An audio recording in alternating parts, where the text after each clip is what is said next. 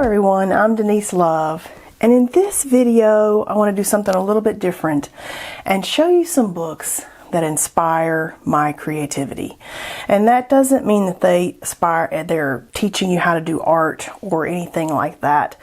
I happen to have a background in interior design, and for more than 20 years I did kitchen and bath design in different types of scenarios. Like I worked with builders and I worked with homeowners and I did lots of things with interiors, and that's kind of my field that I came out of before I did this creative art and photography business. And then before I jumped into really getting and having fun with all the art things that we do, I did 10 years or more of a photography business, making workshops and stuff with photography. And I have brought these creative books from the photography side into the art side, because no matter what I'm doing creativity wise, I can look through these books and be inspired and get ideas and come up and create something amazing, whether it be for a photograph or for a piece of abstract art that I'm creating. And I just wanted to share some of the things that inspire me. So one of my very favorite authors is Hans Blomquist, and he has a series of books that are interior focused, but at the same time, every time I flip through one of these books, I'm like, ooh, let me use that color palette, or let me take the idea of the way this page looks and create something that complements it. And so In the Mood for Color is one of my favorite books. It's perfect palettes for creative interiors, but it's also perfect palettes for art. And I just thought we would take a look at these books, and I'll show you why I find them so inspiring. But he goes through nature. His palettes have like a lot of nature in them. They're a lot of kind of dark and grungy kind of feel. The way the palettes come together, say in flower petals, can kind of inspire beautiful palettes for our art. I mean, I just look through this and I get so excited. This blue and pink kind of palette really inspires pieces of art for me. Like, look at this here that we created not too long ago in one of our videos. And can you not see this color palette directly relating in here to this series that we did? You can see how these colors can come into your art and inspire beautiful things. And it doesn't mean that the piece of art would have hung in that room or anything like that, because I'm not sure that I would have hung this piece of art in that room. But you can see a heavy influence of color from this page to the art that I created. And so I love being inspired by interiors because I did interiors for so many years. And so what is it that sparks your interest? What kinds of magazines do you like to look at? What kinds of books do you enjoy? What, when you sit down to look at, truly inspires and you get like, oh my goodness, let's go make something? Keep that kind of stuff around you. Look how beautiful. I created some art off of this color palette inspiration one time. I loved the beautiful blues and the kind of grayish white. That was beautiful. So this book is great for color palettes, and if this aesthetic inspires you. In the Mood for Color by Hans Blomquist. Another Hans Blomquist book is Inspired by Nature, because I'll be honest, I love his books so much that every time I see a new one coming out, I'm like, ooh, I have to have it. I know that that book's going to have beautiful photography. It's going to inspire wonderful color palettes. And so I get so excited every single time that I see him with a new book coming out. And I particularly love, and you can see I page mark things for color palettes and things that I find interesting. And I do a lot of still life photography, so I look at things that are in the different settings that he's got set up, and I'm like, ooh, look at this nature inspired setup, and I could go forage for fun things and create something inspired by something that I saw in one of these books. And I just get so inspired. Look at the texture on this wall. I also create textures to add into photography, which was the very tiny niche of photography that I like to focus in for years and years. And seeing this back here inspired textures in my mind, and I'm like, ooh, I want to go make some textures. I mean, some of this stuff is just so beautiful. And let me tell you, my house looks nothing like any of this. And sometimes the things that inspire you are not necessarily your environment that you're living in. It's books like this that are just so gorgeous. Look how beautiful this is with this mirror. Oh, I love that. So this is another one, Inspired by Nature by Hans Blomqvist. Okay, so have another one of his. Let's pull that out. Let's just, In Detail. Inspiring ideas, again for interiors, but I'm using them for everything because as a photography setup, look at this great backdrop that's back here. You've got this yummy still life of some spring blooming magnolia tree, and then the pretty silver urn, some pretty ribbons. I mean, that would have been a gorgeous still life photo to be inspired by. And look at the color palette. We've got the beautiful pinks to kind of maroons there. We've got the silver, we got the black. I mean, everything about this is inspiring on so many different levels for me. All the still sets in here. Look at these, because you'll notice even on my channel I do some shorts where I set up still lifes of my art supplies and stuff and share those, because photography is still a very big love of mine, and I like being able to combine all the different things that I love to do. So it's like, it doesn't have to be all art all the time or all photography all the time. I find like by switching between the different mediums that I love, I stay inspired. Like, look at all these yummy old art supplies, the old paintbrushes kind of incorporated in here. I love using my art supplies as photo props. So look at these right here, right inspired for the artist.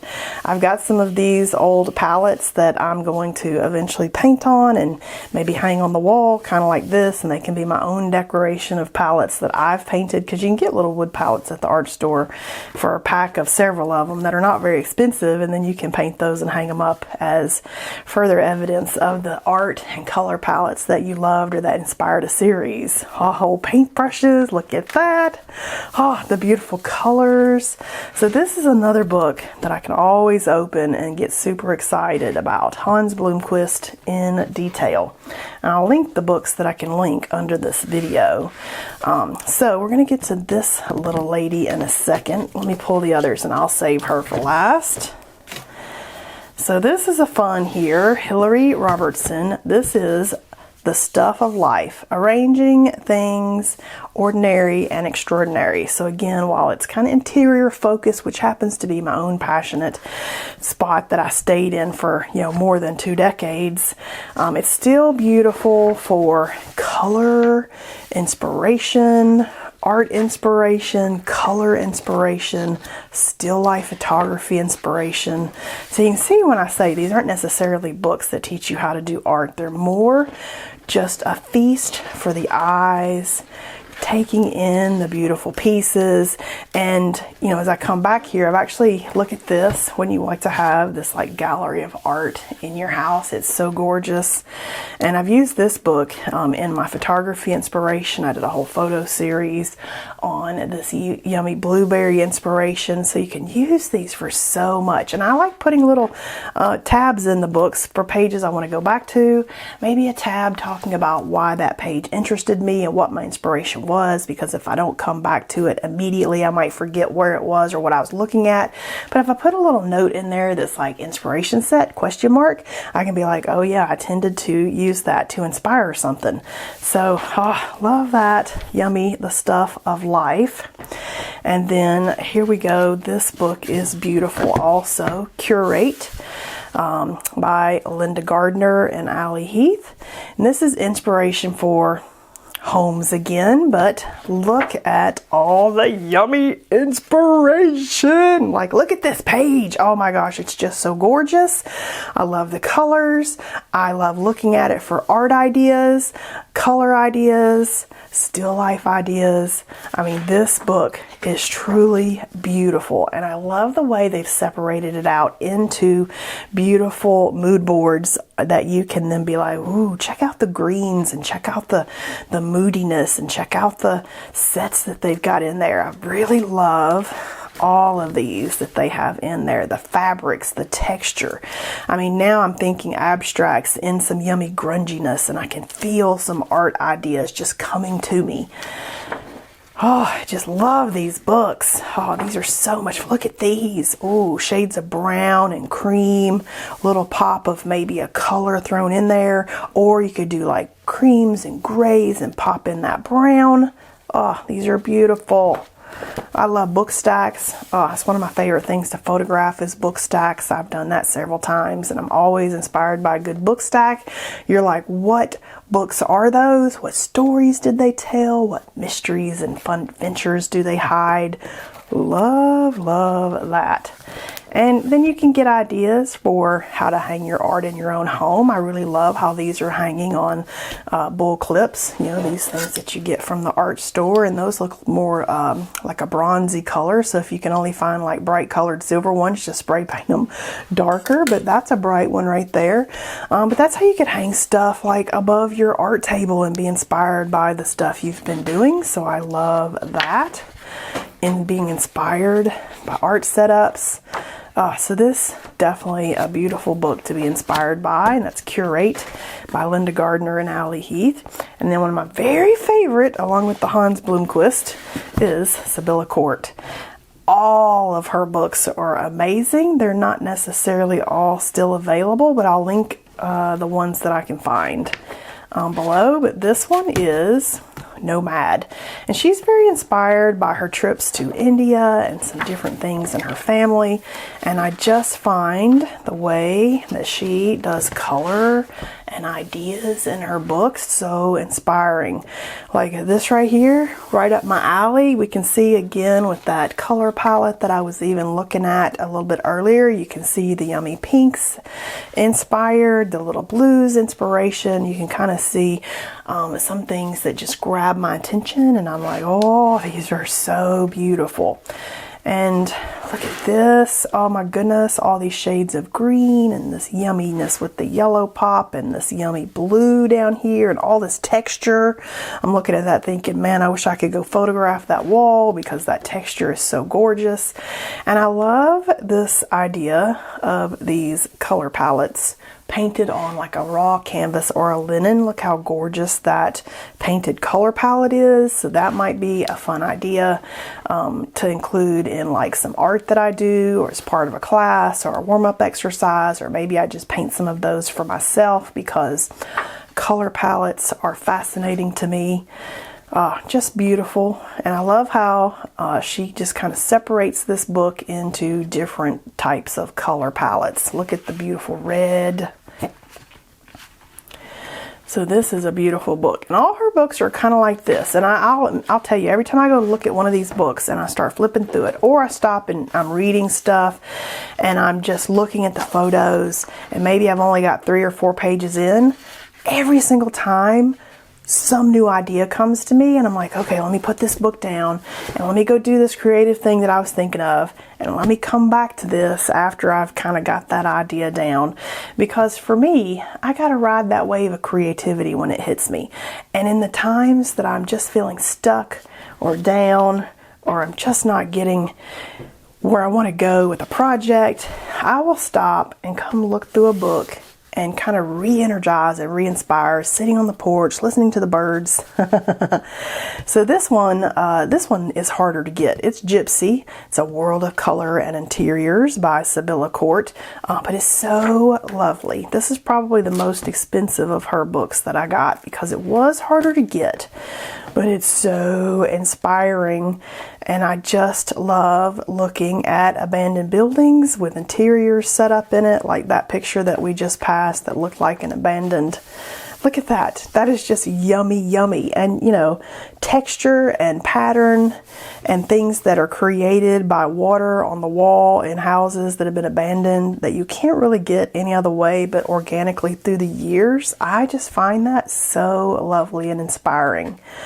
I just need like my own abandoned house out back behind my dream house that I could go and just experiment and photograph and use as my backdrop for photos. And look at all the yummy colors here.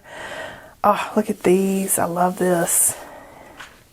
These just inspired. Look at that. Like, I love that teal on the wall. Again, with that, you know, the pinks and the teals. Truly inspired by this color palette. I need to just start working that way in more. Because, again, you can see it right here in that piece. Oh, maybe I need to shift. I usually go like pinks and oranges and ochres, or I go, look at that. Oh, so pretty. Or I go blues and greens, but man, I'm feeling the teal and pink. So maybe this is going to turn into like my teal, pink, red kind of period in life. Look how pretty that palette is painted. But you can see how a lot of this, just looking at the beautifulness of some of these ideas is super inspiring. So that's Gypsy. And then we got Life of the Bowerbird by Sibylla Court also. And this lady is just so talented. This photo right here has inspired so many things for, like, you could have like little test tubes with pigments in it. And, you know, I get inspired to take photos like that with my own pigments that I've collected because now I collect pigments in test tubes. Check these out. And so now I can do, you know, some type of still life photo like this. I can also use these as art props with my art. So you can see how that one truly draws me because I'm already interested in color pigments and little pieces of nature and stuff in little glass vials. Oh, and see how beautiful that is. We can be inspired by a fern. We can put that in our sketchbook. Oh, just all beautiful stuff. I just want to give you an idea of what's in some of these. Look at the yummy art and how you could maybe arrange a series like with a specific theme around it. That was Mustached Men. Isn't that hilarious? Oh, these are so beautiful. If you get any one of these and you're just looking at these drooling like I do, oh, you'll definitely be richer for having them. Look at the texture and the neutral colors. I can see a whole color palette out of that right there. Look at the blues and this kind of green gold kind of color. Yummy, yummy. Oh, I'm just inspired by all the texture in the background. I can see that being backgrounds to paintings. I can see that being textures to be in my photography. One of my favorite backgrounds to photograph or photography to get backgrounds for textures is old tin cooking sheets like your grandmother might have, not these new cooking sheets that you can buy today, because they make all this yumminess on that tin sheet. Oh, so beautiful. Look at that color palette. Totally could do that color palette. So yummy, another yummy choice. All kinds of yummy ideas. The Bowerbird, Life of the Bowerbird. And then the last one here I've got is Etc. Etc. This book I started reading slowly, and I'd go page by page and kind of look. And this one has inspired like 2 different workshops. One art and a different one for photography. So if you're in my photography workshops, you'll have seen some of these books before because I love them. Still life sets galore, colors, beautiful ideas, just things that inspire me. So I want you to start collecting a few books or magazines that you can kind of pull out to be inspired by, whatever it is. Look at this color palette. Whatever it is that you feel is your inspiration. Mine happens to be interiors, still lifes, pretty art books. And so get a couple of those, and when you're feeling down and out and in a rut and stuck, just sit out on the porch, get your cup of hot cocoa, listen to the birds, maybe have a dog by your feet. That's generally what I've got going on. And just slow down and take it in and soak in the colors and the ideas. Look at that yummy set of stamps with the beautiful characters on it. Oh, I'd love to have that. It can go with my Japanese pigments. I could put that in there for some art, for some little art props. Look at all the blues. That's yummy. Indigo kind of colors, fabric stamps for hand blocking. Oh, so yummy. All right, so these have been some of my own very, very favorite, not necessarily art books, but they are my favorite books to be inspired by. And that would be inspired whether I do art or photography, or I'm looking for some still life inspiration or some color palette inspiration, or maybe I'm looking for just a moment to be more creative and I need some ideas, or I'm just looking at something beautiful. These are my very favorite ones, and so I'm going to link these below the video for all the ones that I can find a link for you, and I'll see you next time.